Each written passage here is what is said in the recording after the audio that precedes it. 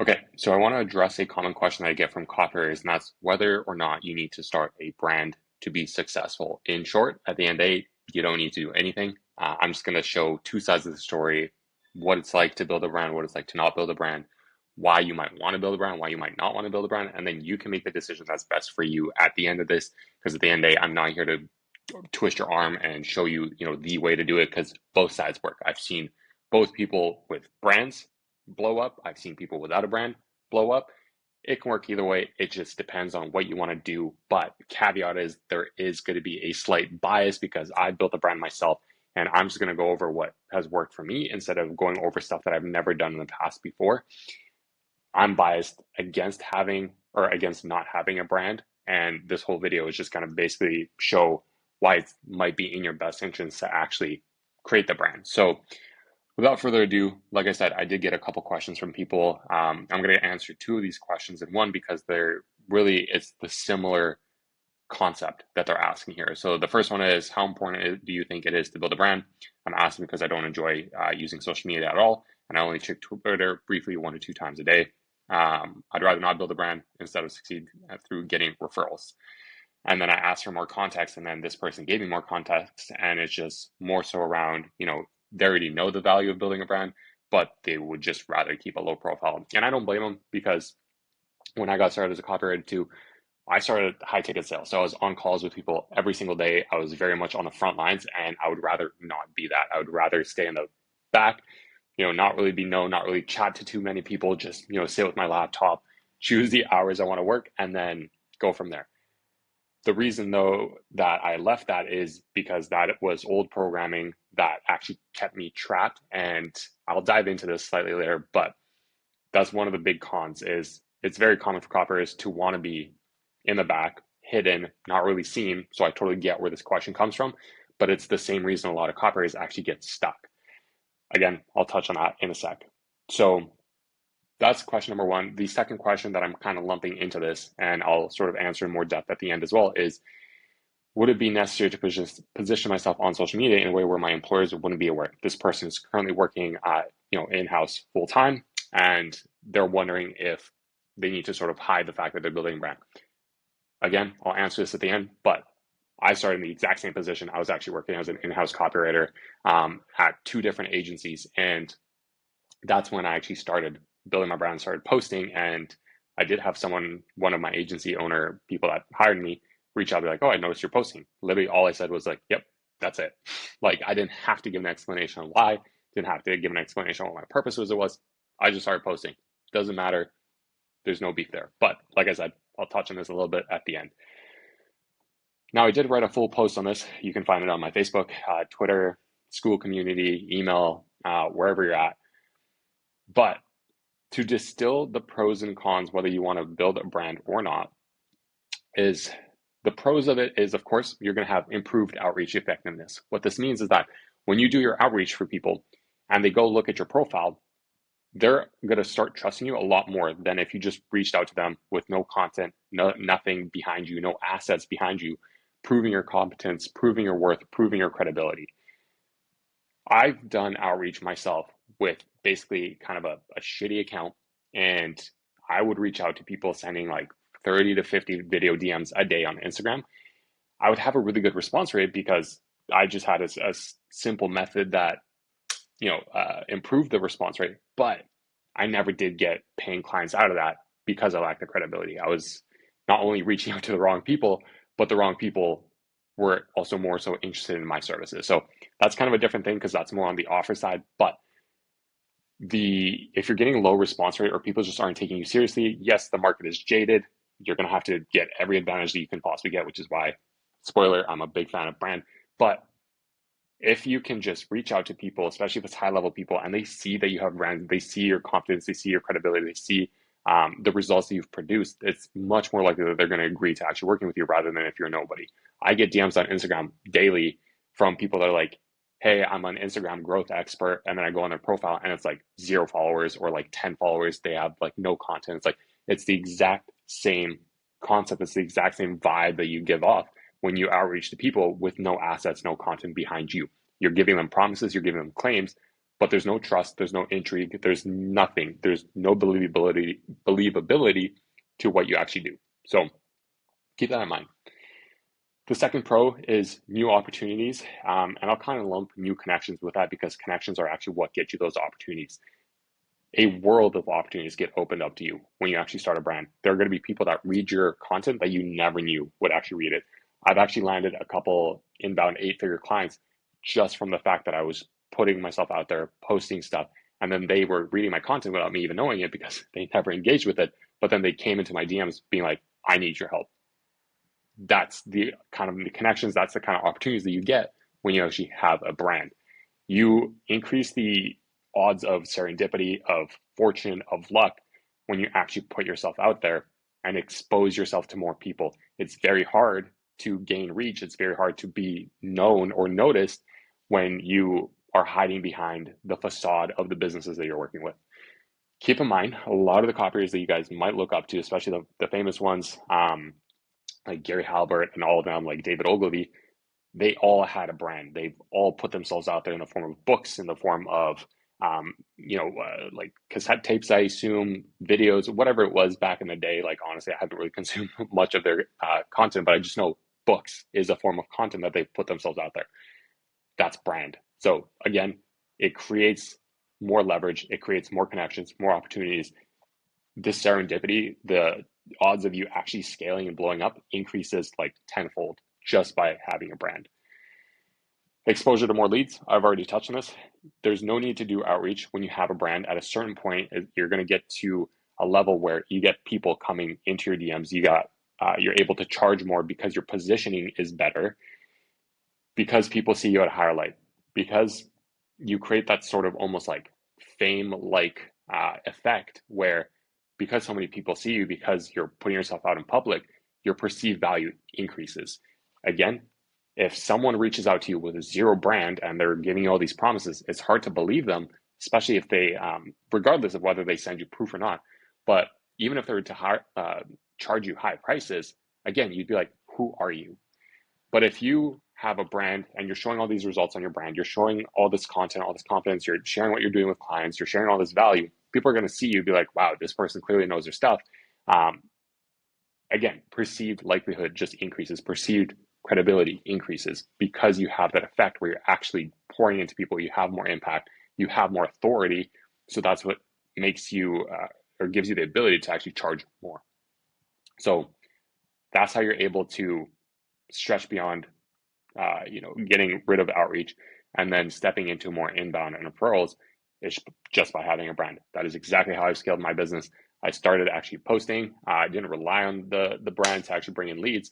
I did outreach myself, but that outreach helped me get more clients. That outreach and the content I was posting helped me get higher level clients. And then as a result, I just didn't have to do any more outreach afterwards because I built my name, I built my credibility, I built the positioning. Cons of building a brand: naturally, it's going to require more work. You're going to have to start creating content. You're going to have to think of what content to create. If you're building on like video platforms like Instagram, you're going to have to start actually shooting videos and creating like these kind of scripts, all that. I primarily focus on Twitter and Facebook and email. All I got to do is just write. So naturally, you're going to spend a little bit more time just focusing on building your brand instead of just client fulfillment. So it's going to take up more of your bandwidth. The other thing is, it is uncomfortable to put yourself out there. I know my biggest limiting belief was, who am I to put content out there and to actually help people and have them see value in me? That is the biggest way you can shoot yourself in the foot, is having that mindset is like, who am I to fill in the blanks? Get rid of that because it never helps. You are really just finding excuses for yourself to not grow your impact, to not grow the value that you're able to provide to the marketplace. If you don't want leverage, that's fine. Shoot yourself in the foot. Don't build a brand. Don't put yourself out there. That's fine. But just realize you're going to eventually cap yourself out at a certain level, and you're not going to be able to grow beyond that without putting yourself out there. If you're okay with just making like 2K, 5K a month ish, at most, like you might get to 10K if you're really good without a brand. If you're okay with that, cool. That's fine. This video is probably not for you.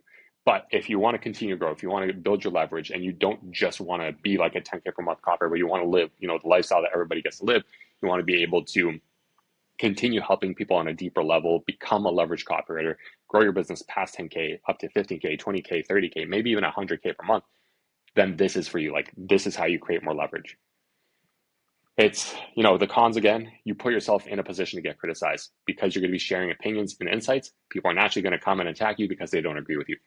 That's the reality of social media. The other con is more time spent on social media than needed. A lot of people, there's two sides that of people. One side constantly preaches like, oh, work harder, spend more time on your screens, spend more time building. But the other side is cut out social media as much as possible. And it's very hard to cut it out when your entire business is based on social media. So that's a distinction you're going to have to get used to, is actually creating boundaries and barriers where you're not stepping beyond the point of, oh, I'm just scrolling on social media, or I'm actually using my time on social media productively. You're also creating more reliance on referrals and outreach to actually grow your business if you don't have a brand. And then naturally, you have less credibility, like I mentioned earlier. Now, like I said earlier, I did make a post around the benefits of building a brand and why you actually want to build a brand, and if you do need to build a brand to be a successful copywriter. So I'm going to take a couple excerpts in here because they're super important to reiterate so that you can get the idea of where I'm coming from. So like I said, I've gotten hundreds of DMs on Instagram from growth experts who have no profile, no picture, no content, barely any followers. No one's going to buy into that because, like I said, when you do outreach with no brand backing you up, there's zero trust, credibility, and intrigue. The market is only going to get more jaded, so you need to give yourself any advantage you possibly can. That is more important. I found it super hard to develop authority, super hard to get clients through outreach when I didn't have a brand 3 years ago. It's only going to get harder now. So keep that in mind. Now, there's a couple ways I knew that I would think about this, like, oh, there's a way to move around just not having a brand, like, just build a solid portfolio of results. But again, you're relying on outreach, you're relying on referrals. There's going to be a scenario that I'll run you through in a couple minutes, but you still won't be able to move past the first message where you get to share your results. And even then, if you try to share results in the first message, it won't be believable because, again, who are you? So you can have the best portfolio, you could be the best copywriter in the world, but if there's no positioning, if there's no assets that are backing you, then it's very hard to actually succeed. But what if you're, well known in a pocket of the industry you're in? Again, you still limit yourself to that pocket, and you'll still deal with issues once you try to break out of that pocket because nobody knows who you are. Now, what about if you just want to focus on referrals? That's a solid way. I've definitely gotten to a point in business where I've just been able to focus on referrals. But again, it came because I focused on my brand. But if you want to skip that step, then how are you going to land big name clients who, number one, they're more likely to create massive wins for, that are referral worthy, and number two, that are connected with other big names that they can refer you to? Again, when you don't have a brand, it's very hard to get worthwhile clients. It's very easy to pick up the low-level clients that aren't making the income that they want, that will blame you for not actually helping them scale their business. That'll actually go to you and hoping that you become their savior for their business. That is not the type of clients you want. You want clients that are well-established, that have systems in place that act as like a little ember. And then you're coming in as the fuel and you're just splashing fuel on that ember and you're growing that fire. So that is the whole goal here. You are not there to save somebody's business. You're not there to pull them out of the hole. You're there to just throw fuel on the fire. That is your job as a copywriter. That is how you create leverage. That is how you create big results. But you need to go after business owners. You need to gain attention from business owners that actually have that infrastructure built in place for you already. And it's very hard to do that, again, when you don't have a brand, when nobody knows who you are, and when you have no assets backing you when you do outreach. So again, keep that in mind. First thing that people are going to do, especially if you're going to do cold email, let's just branch off for a sec. If you're even going to do cold email as an outreach method, people are still probably going to Google who you are. Business owners will do their research. And again, if you have a good cold email, like the first email sent, and you actually capture their attention, there is some intrigue, they're still going to Google you. So if they don't see anything on you, then that intrigue, that trust, that believability starts to decrease. And they're less likely to actually respond to you because they have better things to focus on. So you want to reduce the resistance. Now, the last thing I'll also mention about this whole referral thing is like, what happens if your referral partner dips out for whatever reason? Now you have no way to get leads and your business stalls, or worse, it starts to backslide. Relying on referrals is one of the worst things that you could do because it's a great addition into your client acquisition stack, but it's so unpredictable. You want predictable ways to actually get clients, whether it's a brand that generates inbound leads or outreach. Referrals, they come and go. Sometimes the business owner you're working with will pass on a name to you, sometimes they won't. And if you try and reach out, sometimes it can just feel desperate. It's just not the best client acquisition thing that you can focus on. Like I said, it's a great addition, but it's not the best possible way to rely on acquiring clients. So let's run through a scenario. Let's say you're stubborn like I am, and you just want to be like, no, I just want to have a referral only business, which I'm still in this position a little bit, but let's say you don't want to start a brand, you just want to be known for referrals. Sweet. Let's just say you get a referral. There's a prospect that's waiting for you. And there are two people. Let's say the business owner that you're working with referred this prospect to you and somebody else.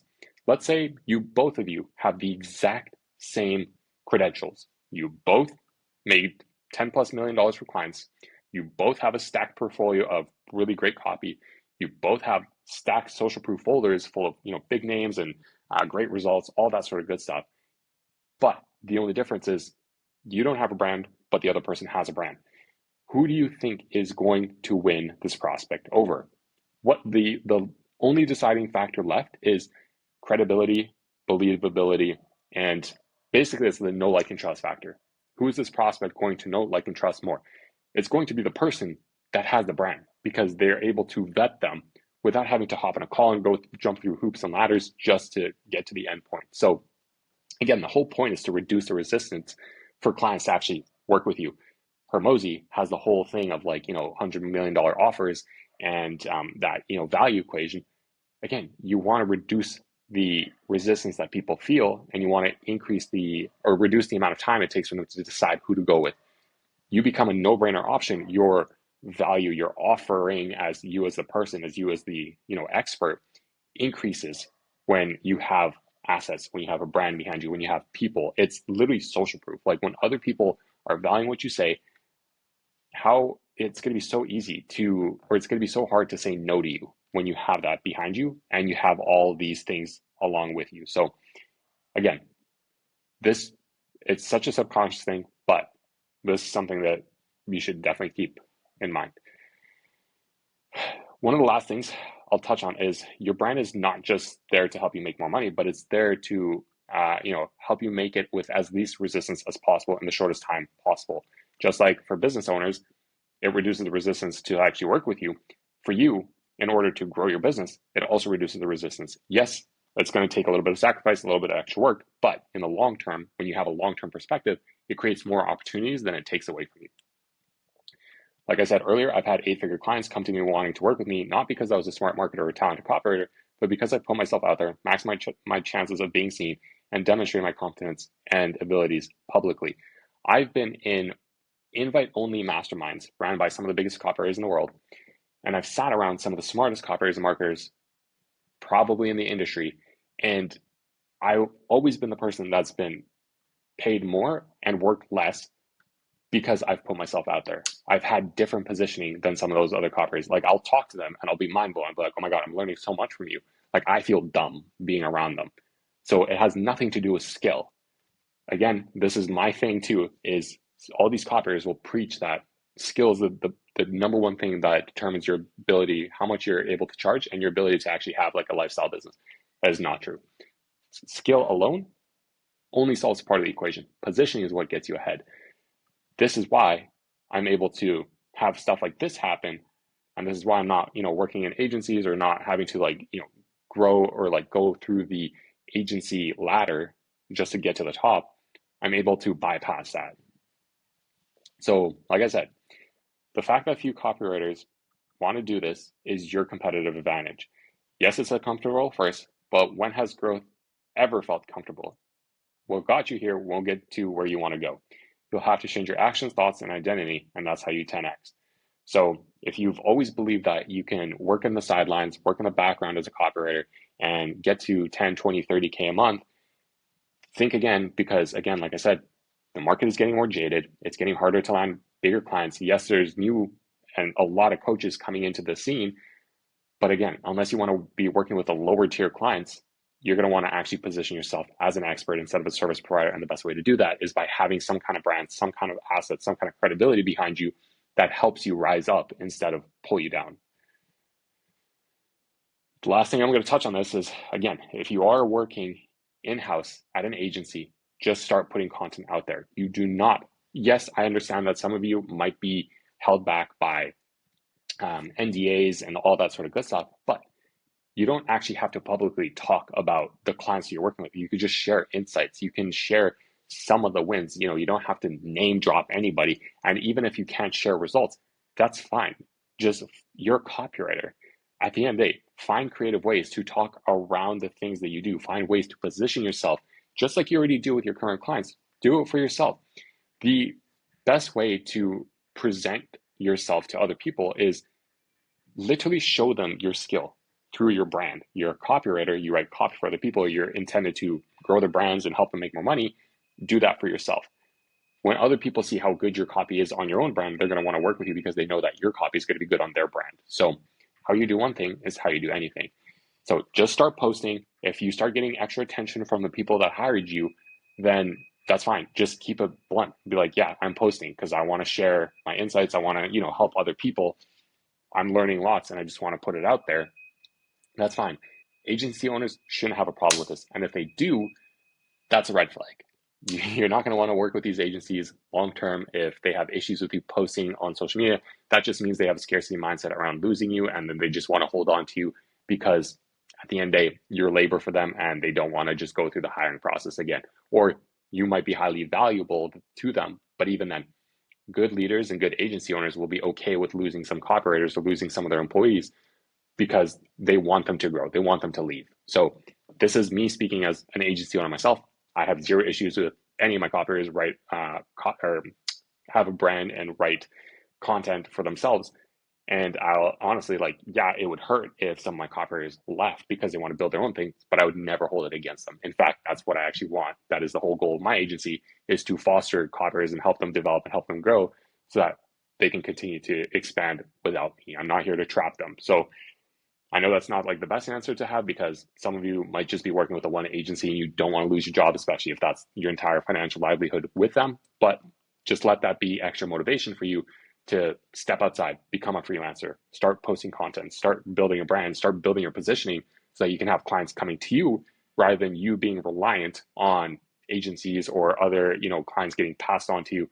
Create serendipity, create opportunity for yourself instead of taking handouts from other people. So that's the last thing I'll touch on. If you have any questions about this, if you want anything else, me to cover anything else, just let me know. Reach out to me. Like I said, I'm on Facebook, I'm on Twitter, etc., etc. So Instagram, I'll leave all the links below, or some of you guys already know where I'm at. So reach out to me and I'll chat to you guys soon.